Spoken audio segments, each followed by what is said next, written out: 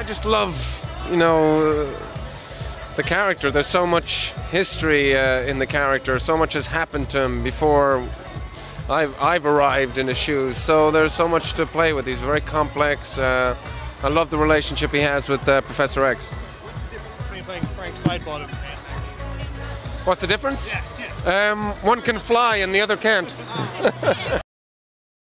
Well, I don't think there was so much development. It was just sort of a continuation. I mean, I had the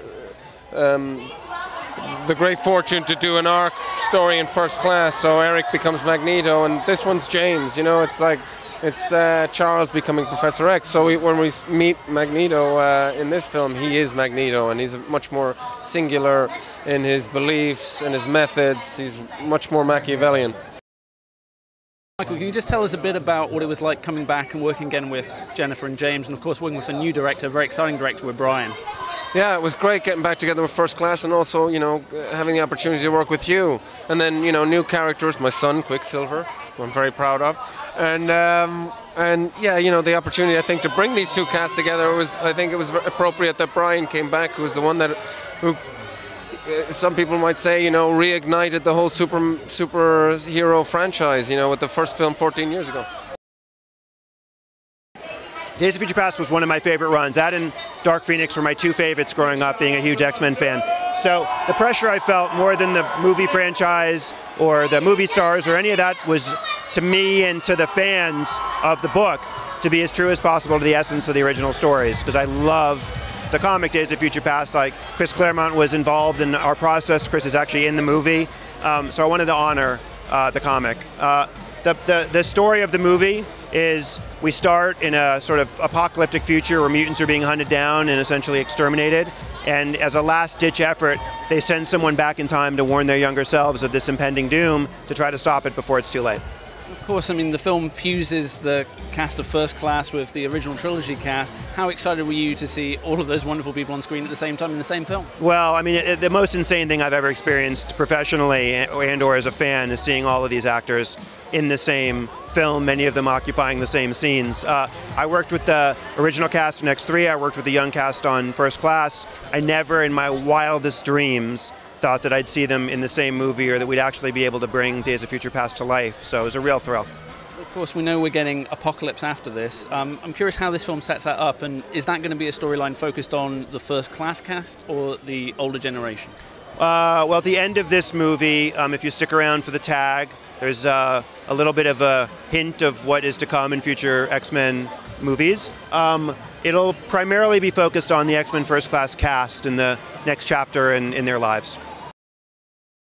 We left Raven, Charles and Eric at a very interesting crossroads. Where do we pick up with them in this, and kind of what journey do they go on this time? Well, this movie takes place in the past part of the film, 10 years after the end of X-Men First Class. So you're seeing young Charles, young Eric, Raven, and Hank 10 years after the end of First Class, where they sort of all split apart. Charles lost the power to control his legs. Raven went off with Eric. So you see the sort of effects of those choices they made 10 years later. And some of them are stronger for it, and some of them are weaker for it. And this is really the story, more than anything, of young Charles Xavier taking a step toward being the Professor Xavier we know of Patrick Stewart. Of course, at the end of First Class, Jennifer really had moved towards embracing her inner mystique. Did she enjoy the experience this time? I mean, a lot more blue makeup, I'd imagine. Well, actually, one of the things I think Jen enjoyed so much about the process of making Days of Future Past is that we got the makeup down to about half the length it took on First Class. So she, I think in First Class, sometimes would be in the makeup trailer for 7-8 hours getting that blue body paint on. In this, we trimmed it way down. I know you've just done your first week on Fantastic Four. There's so much fan excitement about that reboot. Can you talk us through, I guess, first of all, the cast, because it's a wonderful new generation you've got there. I'm so excited about Fantastic Four. I mean, that movie has really been crafted, created by Josh Trank, the director. I mean, he has such a clear vision for what he wants to do with the film tonally, and it's more grounded and real, emotional, character-driven, more along the lines of the X-Men franchise or, you know, all the modern superhero movies.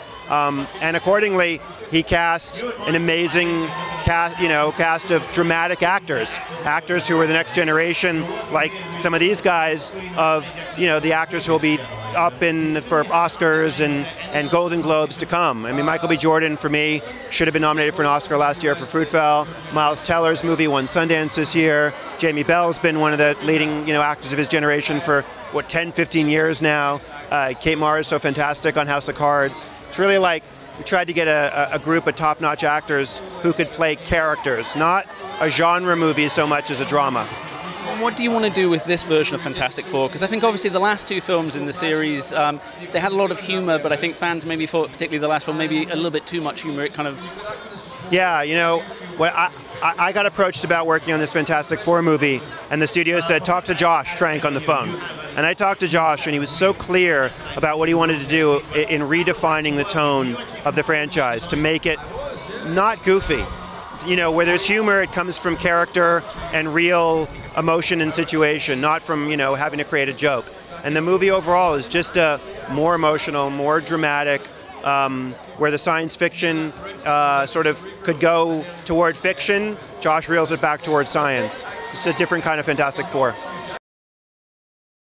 Casting the villains is as important as casting the heroes in these movies. And the best villains in any film always have like real humanity and pathos to them. They have to play as human beings, not as cartoon characters. And Tobey has the kind of gravity that we were all looking for Victor. Plus, I mean, with X-Men, we know we're getting Apocalypse, and that's a first-class film. I think the question fans have, is this the last time we're going to see people like Ian and Patrick in an X-Men film, in an X-Men project? I have no idea. If you would ask me that at the premiere of X-Men The Last Stand, I would have said, yeah, this is the last time we're going to see Ian and Patrick. Given the fact that we're here 10 years later, and the way the comic book movies happen these days, where they're constantly innovating and surprising people, I would say nothing is impossible. Talking about, I guess, Apocalypse, obviously there's an expectation that's the kind of climactic element of a trilogy. Do you think there could be films beyond that with the first-class cast? Because they've just really redefined the roles, and I think people would love to see more films with Jennifer and Michael and Jamie. I'm so focused right now. I mean, I've been focused up to the last few weeks on getting Days of Future Past done, and now I'm so focused on getting Apocalypse started. I'm a huge fan of these actors and the way that they've inhabited these characters, so I certainly would love to see more movies with them. Who's your favorite X-Men and why? I think it tells a lot about me. Well, I don't know if this will tell you about me, but Magneto. Magneto was always my favorite character. He's my favorite villain, including even Darth Vader in any story, because he's so human and so motivated and justified, and has a complex philosophy. I always loved him as a character in the books, and I love what Ian and Michael have done with him. Got some of the most incredible fans dating back to the 60s that support these movies, that support these stories in all their forms, and to be out here presenting them another version of their favourite stories is amazing. It's a real privilege to be taking care of a character that they hold so dear. Quite nerve-wracking when you know that you're going to be doing your character in the face of the guy that's been doing it for 14 years before you and doing it so bloody well. But at the end of the day, you've got to be ballsy about it, and you do have to kind of go like, all right, mate, let's have it. It's mine now. And you do need to do that. But he was so inclusive, so generous, and dead supportive and warm, as was Ian, Hugh, Ellen, all the previous cast members. And what's amazing about this film is that you've got two of the best casts working today in one movie, and that's double the fun. We had a lot of fun when we were filming this. We've got a real strong bond, this group. Both the groups do, actually. Me and Michael, Nick, Hugh, the new member of our cast, Jen Lawrence, Peter Dinklage, Josh Hellman. They got on like a house on fire, and there was a lot of farting about, you can say. But then, I don't know, that translates onto camera as well, because it means we're tight, it means we're close, it means we sacrifice for each other, and that makes a good ensemble, and these movies have always been that, an ensemble. And what would you like to see in Apocalypse? Myself. I would love to see wheelchair rugby or wheelchair basketball.